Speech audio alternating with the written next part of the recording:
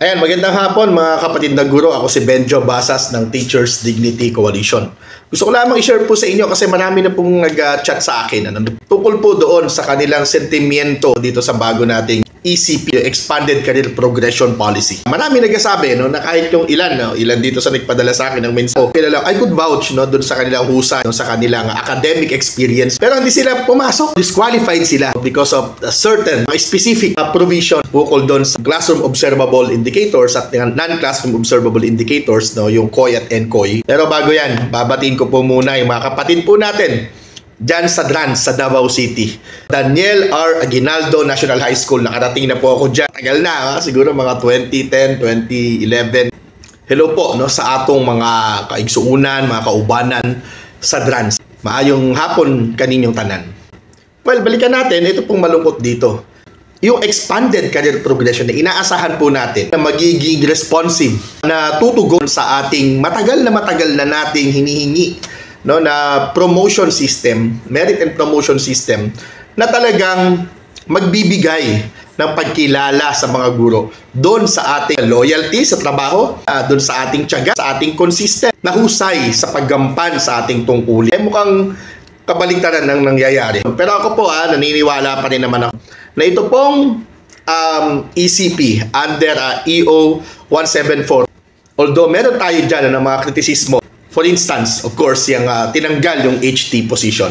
Pero generally, sabi nga po natin, yung mag-provide ka ng positions na teachers 4 up to 7, and another master teacher position, master teacher 5, yun ay maganda na.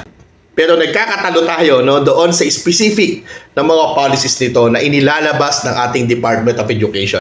Anyway, ngayon po meron na isang batas na bago, yung ECP law na pinirmahan na ng ating Pangulo. So may impact din ito dyan po sa ECP.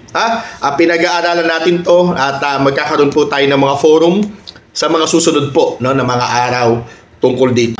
Sa ngayon po, nananatili yung ating posisyon dito sa expanded career progression na naniniwala tayo na lahat ng teacher ay deserve ma-promote at hindi dapat hanapan ng kung ano-anong mga teknikalidad, kung ano-anong bürokrasya, kung ano-anong mga pahirap na hinahanap natin sa mga teacher na parang hindi pa sapat.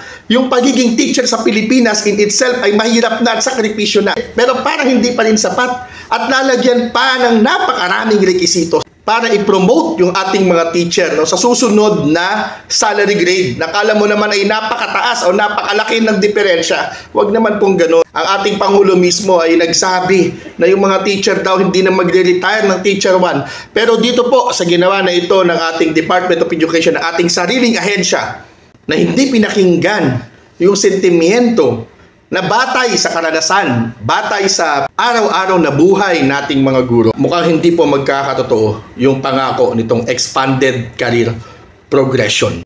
Ang dami ko nakita sa comment section Sana wag nang hintayin ng DepEd na maubos yung mga teacher. Kasi daw po alam nyo, mas madali pa pala ngayon mag-apply sa US kaysa ma-promote ng isang salary grade dito sa ating Department of Education. Yun lamang po. Maraming salamat. And of course, DRANS, Daniel R. Aguinaldo National High School, Davao City. Daghan kaayong salamat kaninyong tanan.